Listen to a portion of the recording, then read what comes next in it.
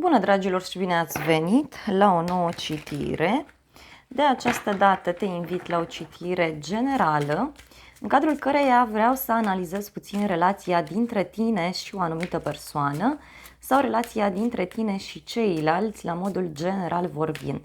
Hai să vedem ce ți se pregătește, ce trebuie să știi, ce gândește această persoană, ce simte și ce intenționează față de tine.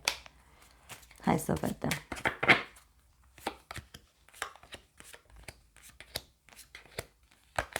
În momentul de față, să vedem puțin în viitorul apropiat și în viitorul mai îndepărtat. Să vedem cum vor fi lucrurile între voi. Este valabil și pentru cei singuri, că o să vedem dacă apare cineva. În momentul de față văd că există o tensiune extraordinar de mare în această relație. Sunt tensiuni care nu sunt spuse, pentru că este cineva aici care nu prea comunică, cineva care nu prea vrea să spună multe lucruri. Văd niște secrete, da, pe care cineva le ascunde, cineva dorește să-ți spună ceva anume, dar nu are curajul sau poate nu a avut curajul acest om. Da? O întâlnire în secret sau niște secrete legate de o relație secretă văd aici. Da? Acest aspect aduce multe tensiuni în relație, în situația voastră. Dacă ești o persoană singură, văd că nu prea comunici tu chiar atât de mult despre ceea ce te deranjează. În momentul de față văd o relație stabilă, văd o relație în care lucrurile cumva deja sunt decise, dar este clar faptul că ceva trebuie închis. Simt aici că unii dintre voi vă simțiți ca un prizonier în toată această poveste. Dar se vede o relație mai stabilă, o relație mai diferită. În momentul de față, cealaltă persoană se simte foarte trădată, se simte dezamăgită. Văd pe cineva care consideră că i s-a făcut o nedreptate. Tu văd că în momentul de față nu prea știi ce să faci, ori în legătură cu relația, ori în general ești preocupat aici de două lucruri, loc de muncă și casă, sau ai două activități, ai două joburi, e ceva aici ce te solicită. Sau poate încă stai și cântărești dacă se merită să continui relația sau nu. 5 de spade aici poate să spună că omul ăsta are niște probleme mari. Nu știu, a semnat un contract greșit sau este o persoană care se află într-un compromis, într-o situație dificilă. Ia să vedem mai departe. Văd că tu ești foarte obosit, ori ai foarte multe lucruri de făcut în momentul de față, da? Ori te afli într-o perioadă în care pur și simplu ți este teamă de ceva anume. Pentru tine văd teamă, văd oboseală. Poate avea legătură cu această persoană, poate avea legătură cu dragostea, în general vorbind. Parcă ai impresia că nu mai apare nimeni în viața ta, că nu se mai întâmplă nimic. Cealaltă persoană, să știi că în momentul de față este singură, poate chiar are o problemă de sănătate, se simte abandonată, se simte lăsată deoparte, se simte puțin trădată, ca să spun așa. Hai să vedem. Sau are niște probleme. Da? Bun. Păi, uite, gândurile voastre. Tu aici ai în minte o relație de triunghi amoros sau o întâlnire, văd aici, un grup de 3 persoane.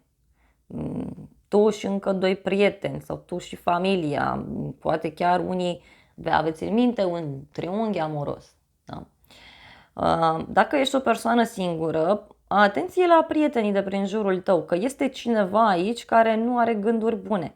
Poate e un prieten pe care l-ai respins sau poate este o persoană mai invidioasă din fire. E cineva care mie nu prea îmi place aici.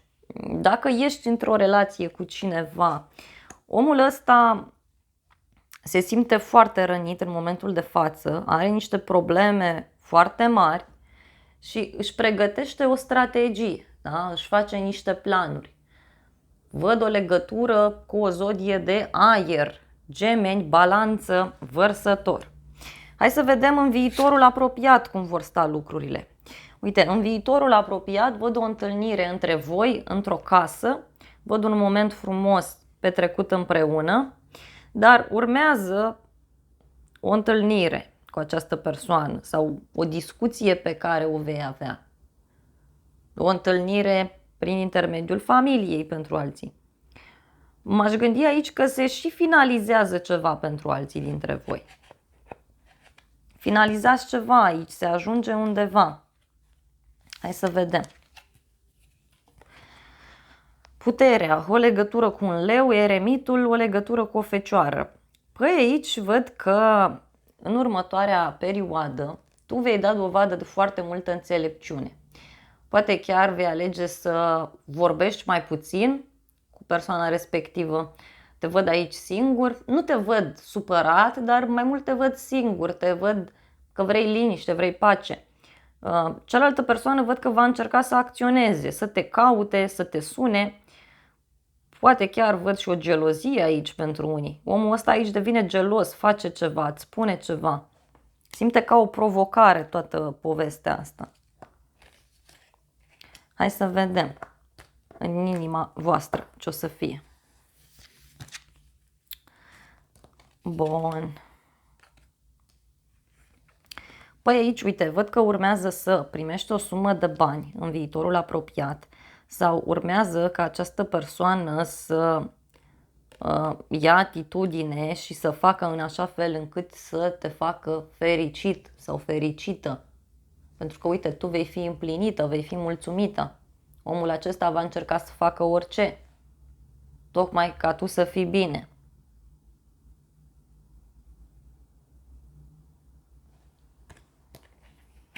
Dacă ești o persoană singură,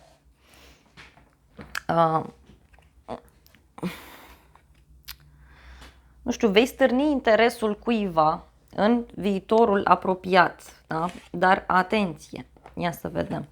Cavalerul de bâte, temperanța. Mai văd aici o legătură cu un săgetător. Nu știu cum să spun eu, dar dacă ești despărțit sau despărțită, aici văd o posibilă împăcare și tu o să fii foarte entuziasmat. Când te sună, atunci îi răspunzi, vă și vedeți dacă se poate, îi spui și da.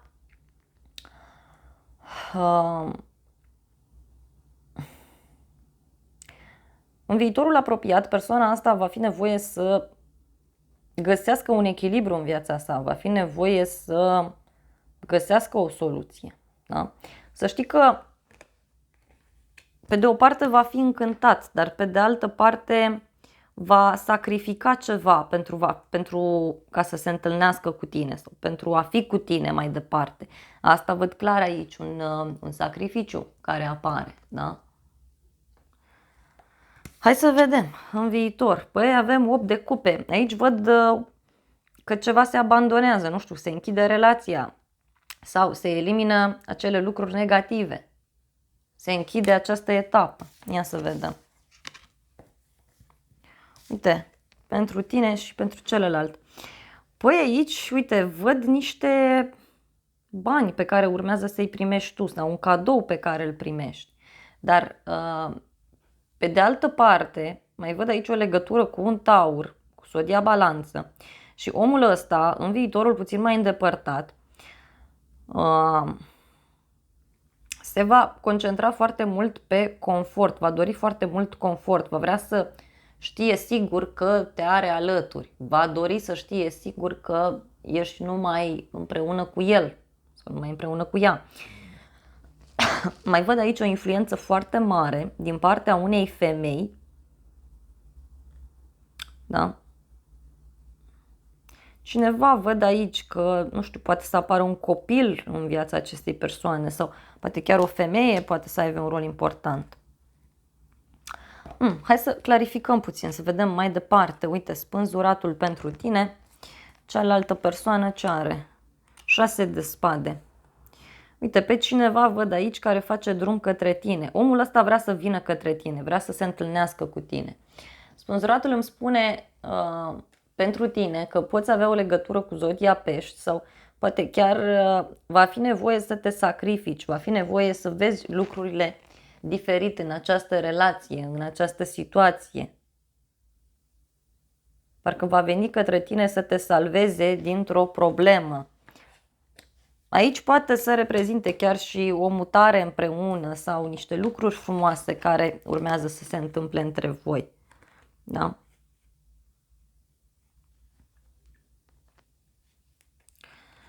Mai văd aici că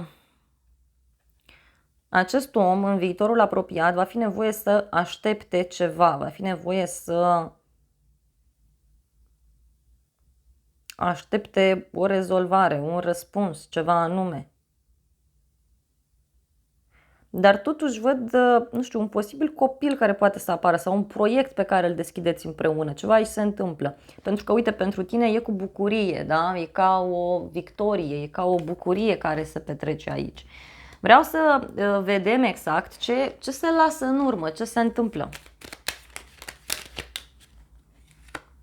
Uite, cineva lasă în urmă o femeie. Da? Cineva lasă în urmă o femeie. E ceva legat de o casă, uite, de un nou început. De niște probleme care au fost până acum. Niște probleme pe care nu prea le-ai putut controla, legate de casă, de familie. Poate, uite, da? Se lasă în urmă o supărare. Doar că dacă vrei să continui această relație, să știi că omul ăsta e cu ochii pe tine. E cu ochii pe tine și persoana asta care o să fie lăsată în spate, aici rămâne ca o inamică, ca un inamic în toată povestea asta.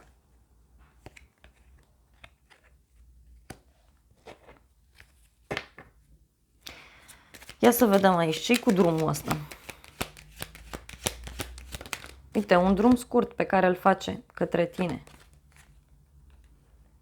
Un drum scurt. Da? Și uite, omul ăsta în viitorul apropiat va avea niște probleme legate de niște acte sau legate de o mutare. Legate de o mutare. Hai să vedem pentru tine cum va fi. Pentru tine lucrurile vor fi bine, vei avea o siguranță, da? Vei avea, uite, o surpriză plăcută legată de un nou început, o afacere, un copil, o nouă etapă care se petrece aici. Da? Pentru tine, uite, văd foarte mult succes, că am vrut să spun și mai devreme. Tu ai aici foarte mult succes pe carieră și pe bani în următoarea perioadă, foarte mult succes. Și îmi place acest aspect, foarte, foarte interesant. Doar că dacă ești femeie, să te aștepți ca omul ăsta să stea acolo de pază toată ziua la tine, să te păzească, să știe tot ce faci. Da? Bun, hai să vedem blocajul.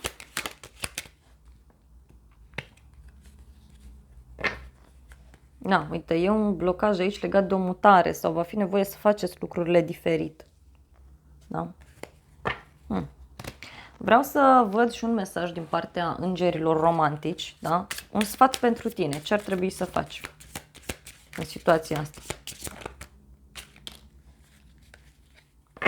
A ieșit sentimente romantice.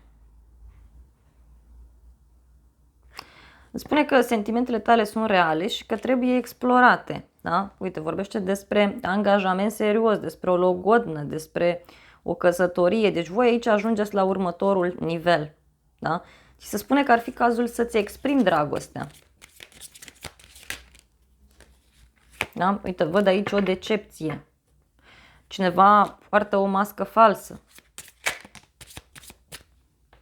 Și văd și o împăcare. Aici e posibil să treceți printr-un fel de rupere, printr-un fel de, cum să spun așa, printr-un fel de rupere, printr-un fel de pauză, da? Pentru că, uite, cineva din trecut se întoarce. Cineva de trecut se întoarce ori în viața ta, ori în viața omului acesta. Dacă ești o persoană singură, clar se întoarce cineva. Se întoarce cineva. Ți se spune să faci efort pentru această relație, dar ți se spune să te concentrezi și pe banii și pe cariera ta, pentru că au un rol important în povestea asta. Bun, dragilor, acestea au fost previziunile de această dată. Eu îți mulțumesc pentru atenție, te îmbrățișez cu drag.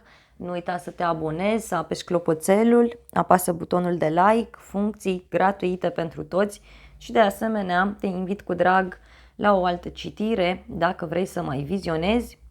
Îți doresc să ai parte de o zi sau de o seară cât mai frumoasă.